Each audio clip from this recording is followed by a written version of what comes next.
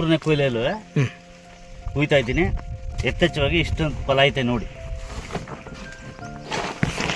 ಎಲ್ಲ ರೈತ ಬಂಧುಗಳ, ನನ್ನ ಹೆಸರು ದೇವರಾಜು ಅಂತ, ನುಗ್ಗಳ್ಳಿಯವರು, ಪಾಂಡವಪುರ ತಾಲೂಕು, ಮಂಡ್ಯ ಜಿಲ್ಲೆ.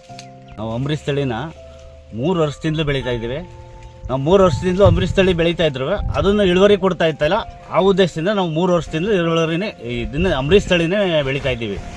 ಇದು ಫಸ್ಟ್ನೇ ಕೊಯ್ಲಲ್ಲಿ 80 ಟ್ರೈ, ಎರಡನೇ ಕೊಯ್ಲಲ್ಲಿ 220 ಟ್ರೈ, ಮೂರನೇ ಕೊಯ್ಲಲ್ಲಿ 250 ಟ್ರೈ.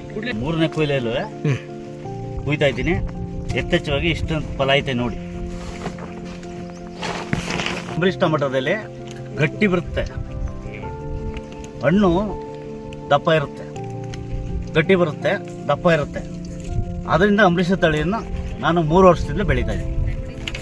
ಅಮೃತನ್ನೇ ಬೆಳೀರಿ, ಒಳ್ಳೆ ತಳಿ, ಬೇಸಿಗೆಯಲ್ಲಿ ಒಳ್ಳೆ